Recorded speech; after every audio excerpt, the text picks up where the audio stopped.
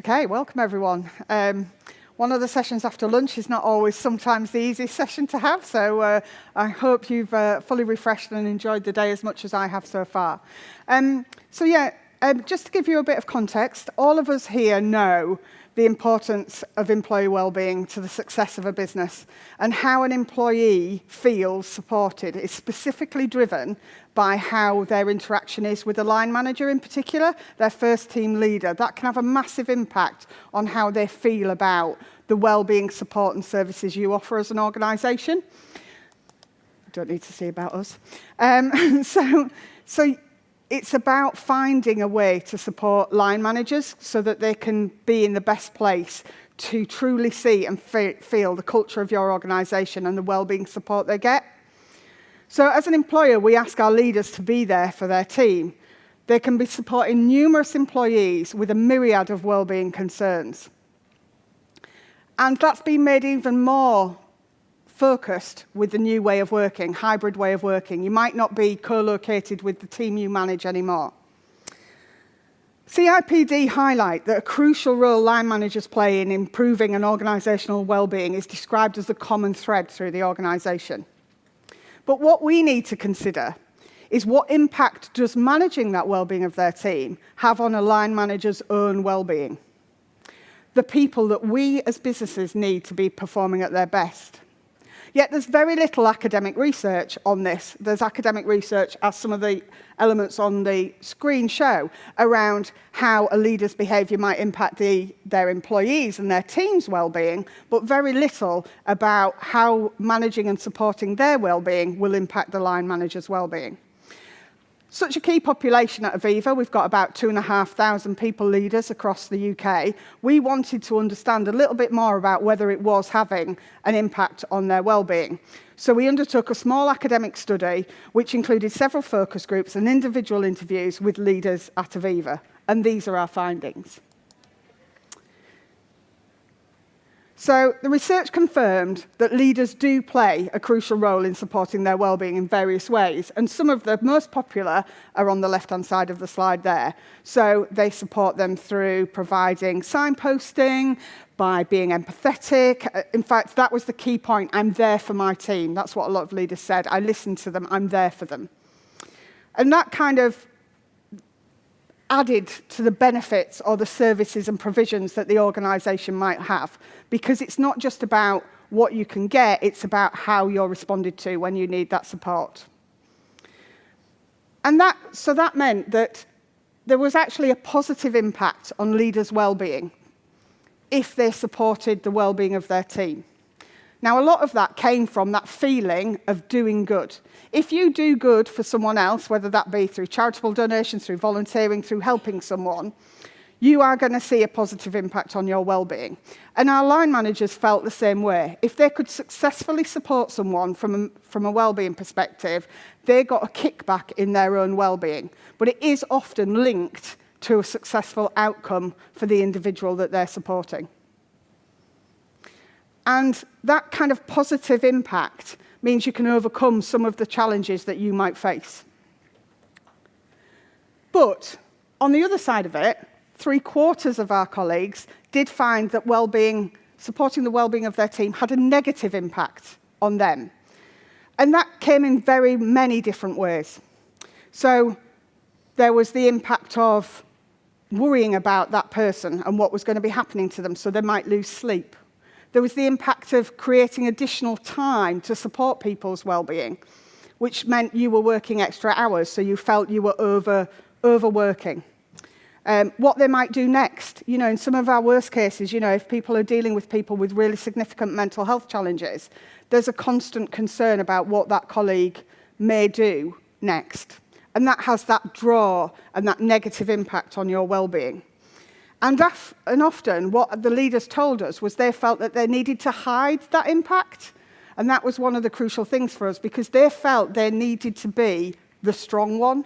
They needed to be more resilient than your average Joe employee. So, because they couldn't be weak for the people they're supporting. So it starts to ask, well, if you've got to be strong, who's there for you? We expect you to be supporting all these people, but who's supporting you? So the summary, the one quote from one of the focus groups is that quote on the slide there, which I thought quite summed up that overall feeling. So there were lots and lots of positives of being able to help people, but when the lows came, they were quite significant. So that kind of blended approach to how you feel, which is why obviously 66 and 75 don't add up to 100, because there was that both kind of feelings. What else did the research tell us? The challenge was about time recognition and hierarchy. So one of the key topics that really influenced whether you were negatively or positively impacted from a wellbeing perspective of supporting your team was how much time you were given as a leader to do that. Most of people leaders have a full program of their own workload to deliver as well as managing their team. If you're a contact center team leader, you're managing 14, 15 people, and 3 of them have a wellbeing issue, shall we say, in the space of a week. It might not be workplace wellbeing. It could be that they're having relationship trouble or money worries or whatever it might be. It could be work related. That's a significant amount of a leader's time taken to do it. And leaders often don't feel that that's valued. The time spent supporting those people, while we expect them to do it, it's not valued. So you've still got all the other stuff to deliver. And I think the other element is that kind of recognizing how important it is. We need to make sure that they feel that the work that they do in that space is really well recognized and we're thankful for it. So that's about getting it potentially listed in things like objectives, KPIs. And the CIPD actually suggests that the time taken to support others' well-being when the line managers are already under pressure means that they're likely to experience the same or greater challenges to manage their own well-being than their teams themselves. And the other thing that came out of the research was actually the difference about where you are in the organisation as a leader. So our frontline leaders, our first level, if you like, they're really proactive in supporting the well-being of their team. They actively go out and see if they're all right and support them. But they felt that sometimes their leaders or leaders of leaders aren't as proactive. They said, if I said I was in trouble, if I said I needed help reactively, a leader of leaders would probably be there. But it's not as proactive as perhaps it would be from the first line. So where you are in the hierarchy can impact whether supporting your team has a positive or negative impact on your well-being. So that's all well and good. That's given us some information. So what do we do with that? What do we do? That's great. But I like takeaways from these kind of conferences, and I hope you feel that too. So we asked them what more they would want. So to minimize the negative impact that supporting others' well-being have, you need to make a change. And a Chartered Management Institute survey showed that 53% of leaders said they needed more support to manage their team's well-being. So that's over half. And our study's participants suggest that too. 20% of participants referenced the importance of peer support. So if you haven't already got a network where your leaders and your managers can share peer-to-peer, think about how you can encourage that kind of support. That or from a HR advice service, kind of like, I've got this issue, am I doing the right kind of thing? Am I on the right track with how I'm supporting it? That can reduce the impact, the negative impact on the leader's well-being. The next thing is they're going to be doing a lot of signposting. So making sure that they're well equipped to know what's on offer, because that means they'll know for themselves, for their own well-being, but also they'll know how to and where to signpost their colleagues, and that reduces some of the impact on them. Then, you've got sharing lived experience of well-being. If lots of people at all levels in the organisation can share what it feels like and what challenges people have faced from a well-being, that can help you as a leader help your team. So, and also means that they're not having to hide. So, I said earlier that they feel that they've got to be more resilient, they've got to hide it from others and feel strong. Well, if we get all levels of leadership showcasing times when it's been a bit difficult, and their well-being has suffered and they've had to make some changes to help that kind of role modelling really helps.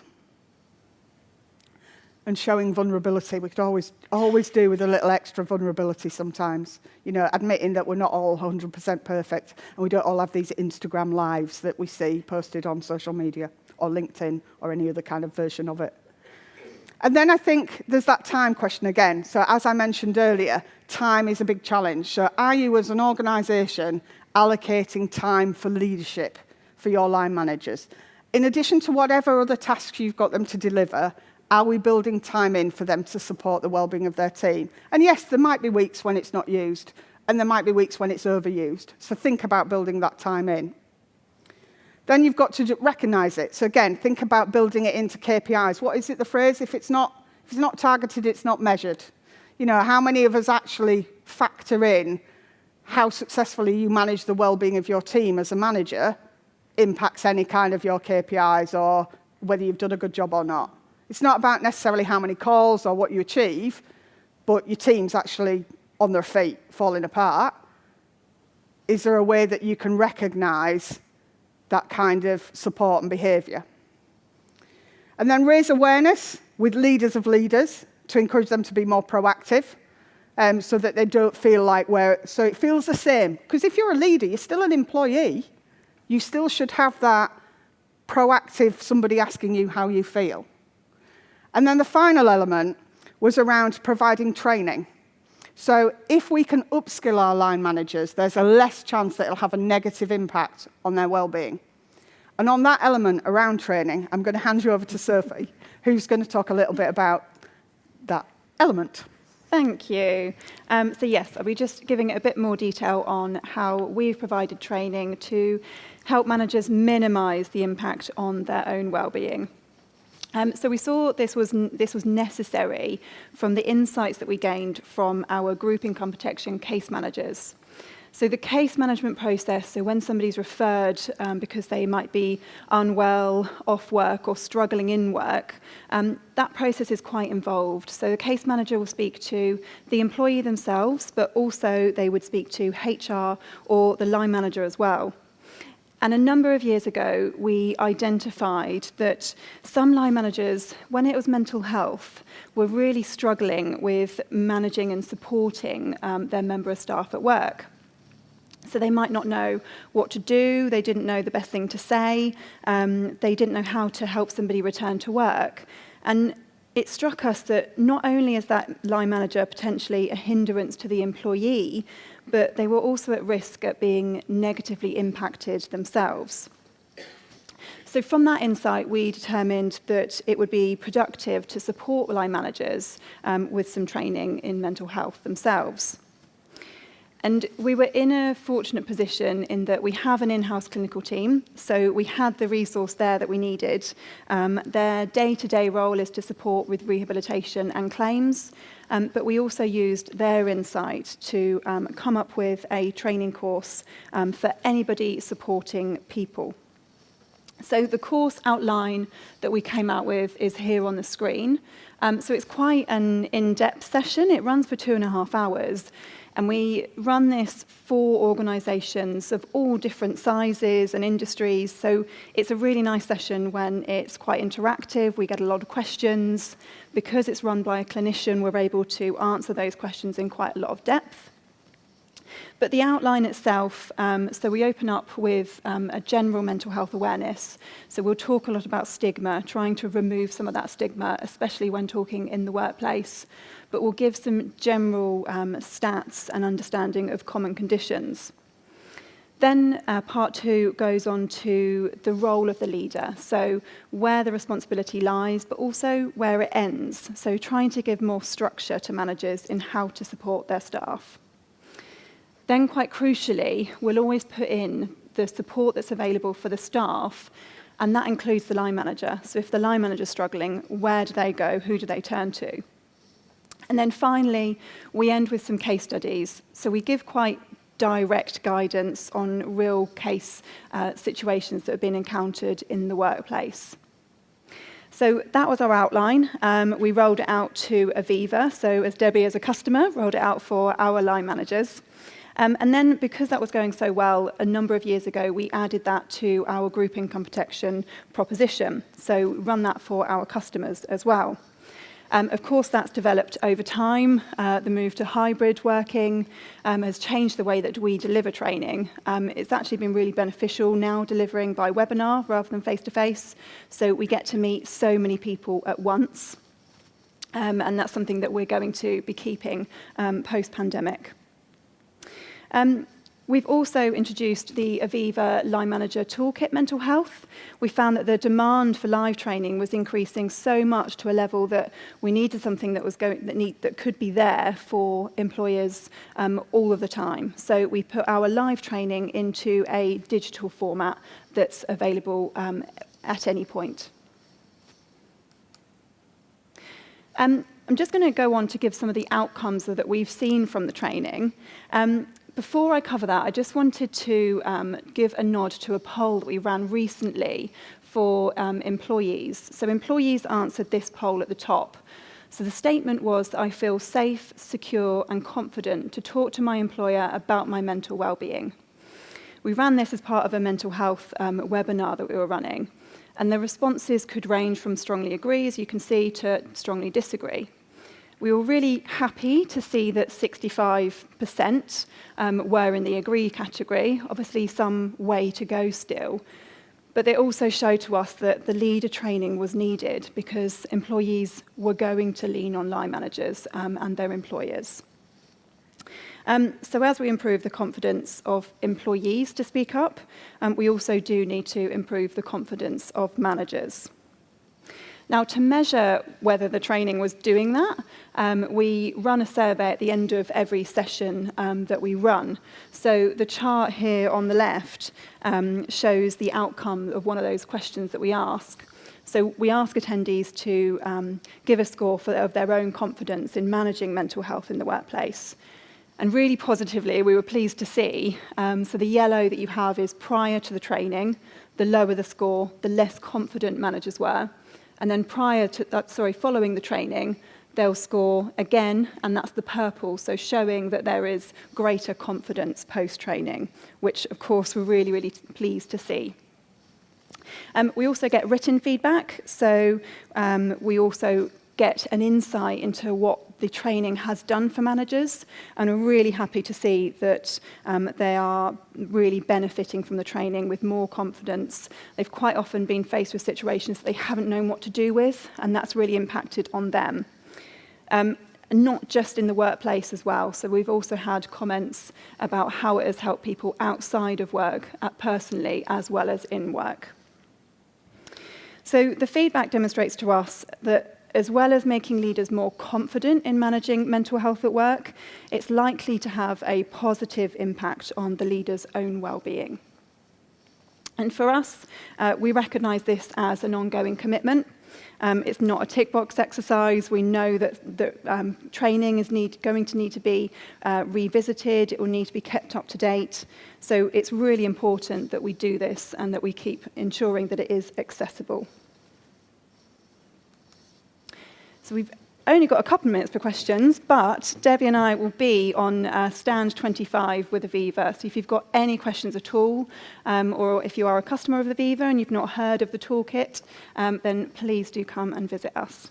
Yeah, happy to talk about the research that we did with our employees about the negative and positive impact. So I sit on the HR side, so I'm a practitioner responsible for the wellbeing of our people. So if you want that side of it, and then our guys on the stand are more the product basis. But yeah.